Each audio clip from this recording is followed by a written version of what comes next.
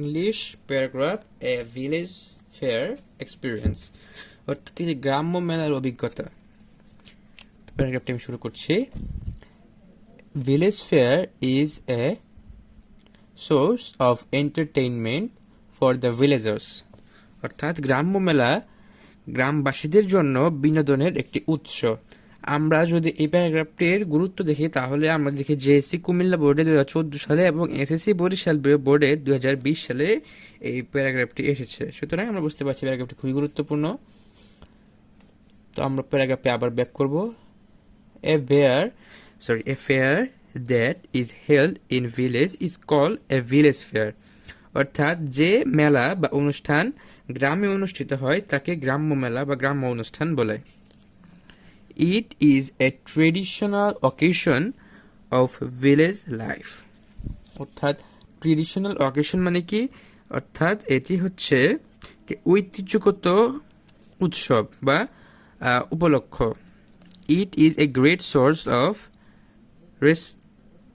recreation,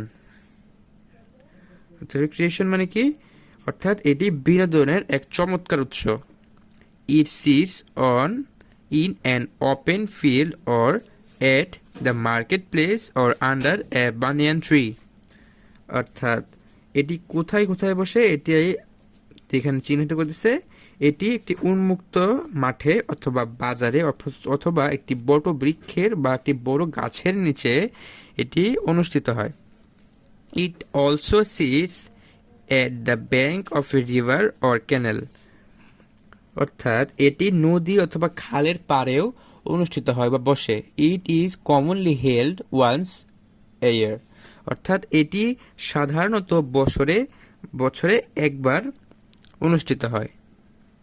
it is generally held on the occasion of a religion festival or on the Bengali new years day, অর্থাৎ এই উৎসবটা কখন বসে, এটি সাধারণত ধর্মীয় উৎসব উপলক্ষে অথবা বাংলা নববর্ষ উপলক্ষে বসে। at last for a day or a week, অর্থাৎ এটি সপ্তাহের জন্য অথবা মাসের জন্যও বসে। Toys, wooden utensils, earthen pots, baskets, cosmetics etcetera are sold here, অর্থাৎ এখানে কি কি বেচা বিক্রি হয়, এখানে বেচা বিক্রি হয় হচ্ছে খেলনা, কাঠের বাসনপত্র, মাটির জিনিসপত্র, তারপর আছে হচ্ছে কসমেটিক্স মানে হচ্ছে প্রসাধনী ইত্যাদি। There are some special attention in a village fair, অর্থাৎ গ্রাম্য মেলায় সাধারণ আকর্ষণ বা সবচেয়ে বেশি আকর্ষণ হচ্ছে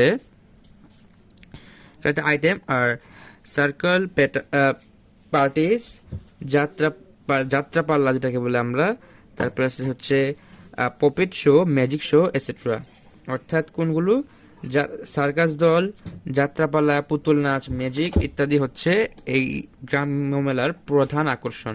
এই যে সাম অ্যাটেনশন এন্ড এখানে আছে স্পেশাল অ্যাটেনশন। তারপর আছে হচ্ছে একটি বর্ডার করে লাইন দেওয়া আছে, দেখি এখানে কি বলছে। On the occasion of Bengali New Year's Day, I got a chance to visit a village fair some days ago. I went there with some of my friends. অর্থাৎ বাংলা নতুন বছর উপলক্ষে কিছুদিন পূর্বে আমি একটি গ্রাম্য মেলা পরিদর্শনের সুযোগ পেয়েছিলাম আমার কিছু বন্ধুদের সাথে। I reached the fair at 4 p.m. অর্থাৎ আমি সেখানে গিয়েছিলাম বিকাল 4টায়। The fair was held under a banyan tree situated in our village, অর্থাৎ এই যে মেলাটি সেটি একটি বড় বৃক্ষের নিচে আমাদের গ্রামে অনুষ্ঠিত হয়েছিল।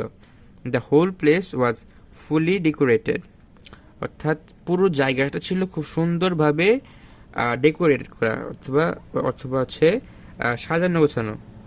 Many people gathered there, অর্থাৎ অনেক মানুষ সেখানে এসেছিল। I saw there many attractive things, অর্থাৎ আমি সেখানে অনেক আকর্ষণীয় জিনিসপত্র দেখতে পেয়েছিলাম। I enjoyed puppet show and magic show, অর্থাৎ আমি সেখানে পুতুল নাচ এবং ম্যাজিক শো আমি উপভোগ করেছিলাম। তারপর আছে হচ্ছে দেয়ার ওয়ার মেনি শপস, অর্থাৎ সেখানে অনেকগুলো দোকান ছিল। দে সোলস ডিফারেন্ট থিংস, অর্থাৎ তারা বিভিন্ন প্রকার জিনিসপত্র বিক্রি করতেছিল। I both candy, balloon, earthen pots, আছে উডেন টয়স এসেট্রা। অর্থাৎ আমি মিঠাই, বেলুন, মাটির জিনিসপত্র এবং কাঠের খেলনা ক্রয় করেছিলাম। I also both A clay doll for my younger sister. অর্থাৎ ক্লে ডল মানে কি, আমি ছোট বোনের জন্য একটি কাদামাটির পুতুল কিনেছিলাম। I enjoy the day very much, অর্থাৎ আমি দিনটিকে খুব ভালোভাবে উপভোগ করেছিলাম। I gather much experience from the fair, অর্থাৎ আমি এখান থেকে অনেক অভিজ্ঞতা শিখেছি বা অনেক অভিজ্ঞতা হয়েছে আমার। It was really a memorable day in my life, অর্থাৎ এটি আমার জীবনে একটি স্মরণীয় দিন।